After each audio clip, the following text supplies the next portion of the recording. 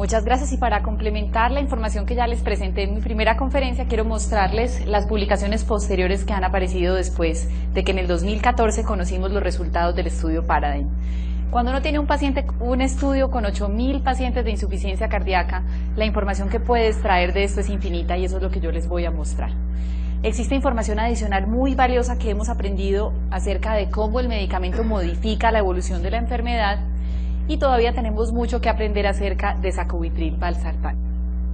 Quiero empezar mostrándoles este estudio en el cual se mostró qué sucedía con la progresión de la enfermedad en aquellos pacientes que recibían el medicamento.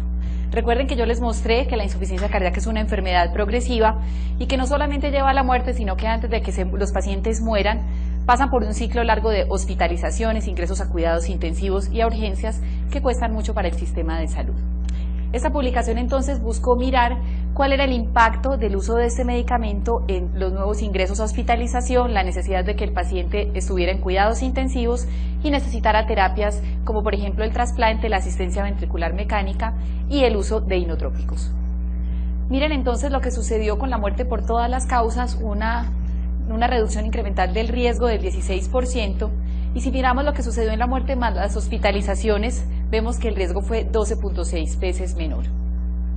Adicionalmente, si miramos el concepto de empeoramiento de la insuficiencia cardíaca, de aparición de nuevos eventos en estos pacientes, en esta publicación encontramos cómo se observaba que los pacientes asignados a sacubitril/valsartán de una forma significativa tenían menor empeoramiento de la insuficiencia cardíaca.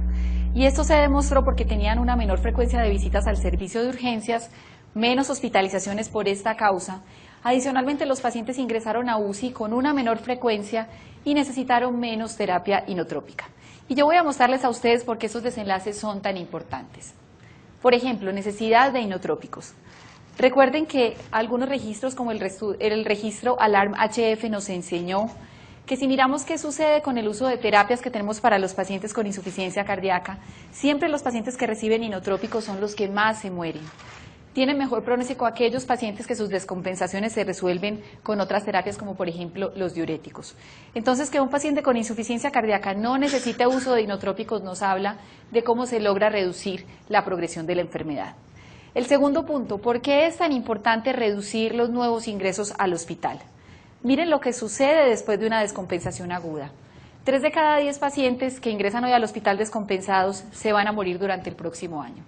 Adicionalmente, 5 de cada 10 van a volver al hospital antes del año. Y 12 de cada 100 pacientes ni siquiera van a salir vivos de la hospitalización. Esa va a ser la última vez que los veamos con vida. Y 2 de cada 10 va a regresar al hospital antes de 30 días.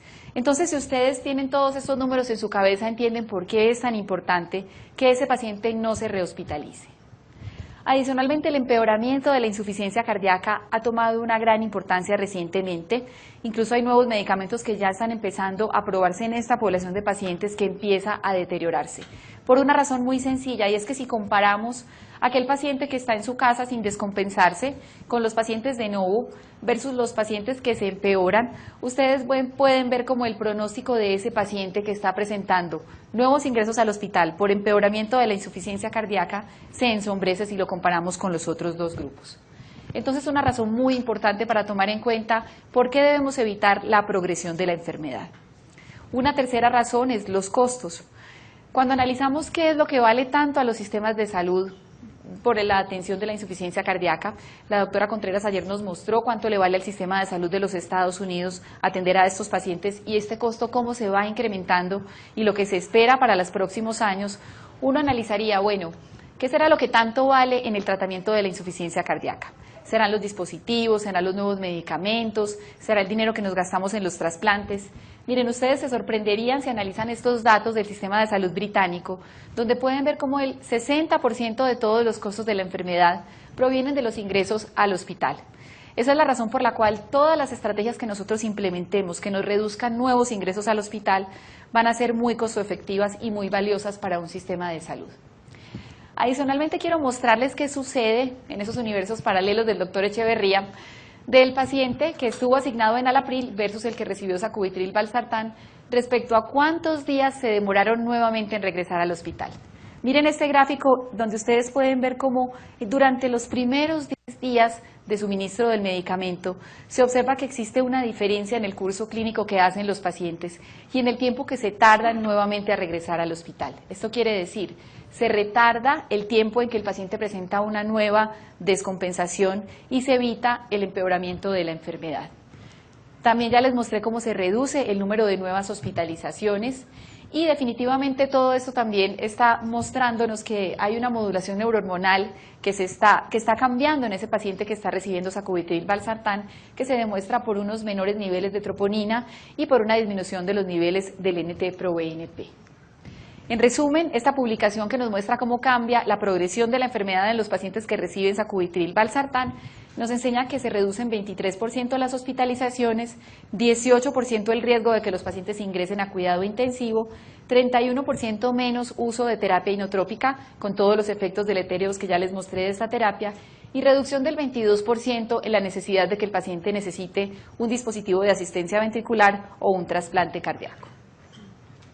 Adicionalmente, podemos concluir que en este grupo de pacientes hay una reducción muy importante en la progresión de la enfermedad que está mostrándonos también cómo cambia el perfil de los biomarcadores y que nos explica desde el punto de vista fisiopatológico por qué sucede esto. La segunda publicación muy importante es cómo cambia el modo de morir de los pacientes con insuficiencia cardíaca que están recibiendo esta terapia. Recuerden que cuando uno tiene insuficiencia cardíaca se puede morir de dos formas. Se puede morir súbitamente, es este paciente que de un momento a otro no volvió a la consulta, no lo volvimos a ver, llamamos a preguntar qué pasó y resulta que tenemos la sorpresa de que el paciente se murió. Y yo voy a mostrarles cómo lamentablemente esos pacientes que están mejor en clase funcional 2 son los que nos dan ese tipo de sorpresas. O los pacientes pueden morirse por progresión de la enfermedad, como este paciente, donde le dicen save the date. El paciente se muere porque se va deteriorando, porque cada vez se siente peor, porque empieza a ingresar al hospital por falla de bomba. Ese es el otro tipo de morir que tenemos en insuficiencia cardíaca y yo voy a mostrarles cómo se modifican estas dos causas de muerte en la enfermedad. Yo ya me adelanté y les conté, los pacientes clase 2, la mayor causa de muerte en ellos es la muerte súbita rítmica. Los pacientes que están en clases funcionales más avanzadas, 3 y 4, lamentablemente ya no se mueren súbitamente, se nos mueren de progresión de la enfermedad, lo cual es muy doloroso para el paciente y para su familia. Miren entonces que el estudio Paradigm también intentó buscar y comparar qué sucedía en los diferentes modos de muerte en la población de pacientes del estudio. Miren entonces las diferencias de mortalidad que se observaron en los dos grupos. Claro, los pacientes también se mueren de causas que son no cardiovasculares, pero en este estudio, cuando se analiza el tipo de muerte de los pacientes, el 80.9% fueron muerte de causa cardiovascular. De estas, el 44.8% fueron pacientes que se murieron súbitamente y el 26.5% se murieron de progresión de la enfermedad. Yo ya les conté ayer que aquellos pacientes que se murieron súbitamente eran los que estaban en mejor clase funcional, en clase 2, y el 20% nunca en su vida habían tenido un evento previo como una hospitalización. Se murieron súbitamente sin ningún evento que tuviera como un signo de alarma. Y los que se murieron de progresión de la enfermedad definitivamente sí habían tenido ya un curso de hospitalizaciones. Miren cómo se reduce de forma significativa la muerte súbita en el grupo de pacientes que estuvo asignado a sacubitril/valsartán comparado versus enalapril. Y adicionalmente, si miramos qué sucede con la muerte por progresión de la enfermedad, observamos como también ese modo de morir fue mucho menor en el grupo de pacientes que estuvo asignado al medicamento. Otras causas de muerte que se analizaron en el estudio no fueron significativas, la causa por infarto no fatal, por accidente cerebrovascular, infección, cáncer o muerte accidental. En conclusión, este estudio nos enseñó que hay un alto porcentaje de muerte de causa cardiovascular en los pacientes con insuficiencia cardíaca y que la disminución de la mortalidad que se observó con el uso del medicamento fue por las dos principales causas de muerte en insuficiencia cardíaca, la muerte súbita y la muerte por progresión de la enfermedad.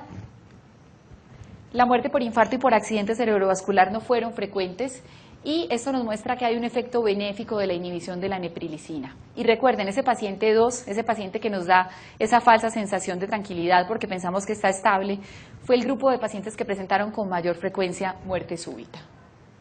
Miremos ahora qué sucede respecto a la edad. Siempre que uno tiene digamos que una nueva estrategia terapéutica piensa, bueno, ¿y quién se beneficia más? ¿Será que debemos tratar a los pacientes más jóvenes? ¿Será que le va bien a los pacientes ancianos? Siempre uno tiene un poquito de temor con el paciente anciano porque tenemos la impresión de que son pacientes más lábiles. Quiero mostrarles el análisis del estudio Paradigm dependiendo de la edad de los pacientes, donde ustedes pueden ver que se observó un beneficio independiente del grupo etario al que pertenecía el paciente, tanto en los pacientes menores de 55 años como en los pacientes que tenían más de 75 años. Y si analizamos la muerte cardiovascular, nuevamente podemos ver cómo incluso en aquellos pacientes ancianos se observó un beneficio del uso del medicamento. También tenemos la publicación del estudio Titration, un estudio en el cual se compararon dos esquemas de titulación del medicamento, el esquema clásico que se utilizó en Paradigm, empezando con 100 miligramos y luego subiendo a la dosis de 200 miligramos, o un esquema en el cual se empezó con 50 miligramos, después se llevó el paciente a 100, hasta posteriormente llegar a la dosis de 200 miligramos. Miren cómo con los dos esquemas de titulación se llegó a la dosis objetivo del tratamiento y no se observaron diferencias significativas en los eventos adversos como hipotensión, alteración de la función renal o hipercalemia. Esto nos lleva a concluir entonces que los dos esquemas de tratamiento son válidos, son dos formas de iniciar el esquema terapéutico en los pacientes. Quizá en aquellos pacientes ancianos, en aquellos pacientes que tienen presiones un poco más bajas, la opción sería empezar con el esquema de 50 miligramos y en el resto de la población se podría empezar con la de 100 miligramos. Voy a mostrarles ahora qué pasó con los pacientes que en algún momento del estudio necesitaron que se presentara una reducción de la dosis del medicamento. Miren lo que sucedió con aquellos pacientes que durante todo el tiempo estuvieron en la dosis objetiva del medicamento. Miren cómo el número de eventos a largo plazo fue mucho menor que en aquellos pacientes que por alguna razón tuvieron que presentar alguna disminución de la dosis de forma temporal. Y si analizamos los porcentajes máximos alcanzados de la dosis, miren cómo en aquellos pacientes que estuvieron recibiendo menos del 50% de la dosis objetivo, pues ya empezamos a ver aquí que el intervalo cruza la unidad, mientras que aquellos pacientes que estuvieron recibiendo 50% o más de la dosis objetiva del medicamento, se observó un beneficio muy importante. El mensaje de este artículo es, recordemos que titular en insuficiencia cardíaca es clave, lo hacemos con todos los medicamentos. Y si por alguna razón tuvimos que reducir temporalmente la dosis del medicamento, siempre a la próxima visita intentamos nuevamente subirlo porque hay beneficios muy importantes de mantener la dosis máxima del medicamento. Miremos qué pasa también respecto a fracción de eyección. Siempre uno pensaría, bueno, ¿y será que se lo doy al paciente que tiene la fracción de eyección más baja? ¿O será que más bien se beneficia al que está menos enfermito y está entre 25 y 35? Este es un análisis de los diferentes subgrupos de Paradigm dependiendo de la fracción de eyección. Miren cómo aquellos pacientes que tenían menos de 28% se beneficiaron, al igual que los pacientes que estaban entre 28 a 33 y los pacientes que tenían más de 33% de fracción de eyección. Miren entonces cómo hay un beneficio consistente e independiente de la fracción de eyección, lo cual nos dice que nunca es demasiado tarde ni demasiado temprano para considerar que podemos cambiar a los pacientes a la nueva estrategia de tratamiento. Ya para finalizar, quiero mostrarles lo que está publicado respecto a beta-amiloide en los pacientes que reciben sacubitril/valsartán. Todos sabemos que la neprilicina también está involucrada en la vía de degradación del beta-amiloide y que cuando se inhibe, digamos que la preocupación teórica que existe es qué sucede y si el beta-amiloide empieza a depositarse en los sujetos que lo reciben. Este estudio se realizó en pacientes sanos, se les administró el medicamento, se les tomaron muestras de líquido cefalorraquídeo para analizar qué sucedía con los depósitos de beta-amiloide. Miren, la forma AB138, que es la que se acumula en pacientes que tienen enfermedad de Alzheimer, es una variante que tiene que ver más con un mecanismo que está independiente de la neprilicina. Entonces parece ser que no solamente esta vía es utilizada para la degradación del beta-amiloide en los pacientes y hasta el momento es un efecto que se está vigilando en los pacientes y la evidencia que tenemos hasta el momento no parece mostrarnos que exista un riesgo mayor de que los pacientes presenten enfermedad de Alzheimer. De todas maneras, este es un efecto que se está vigilando en esta población. Espero que les haya parecido interesante toda esta información nueva que tenemos, todas estas publicaciones posteriores respecto al estudio Paradigm, donde podemos ver que hay múltiples desenlaces en los cuales se observa un beneficio importante del uso del medicamento. Muchas gracias.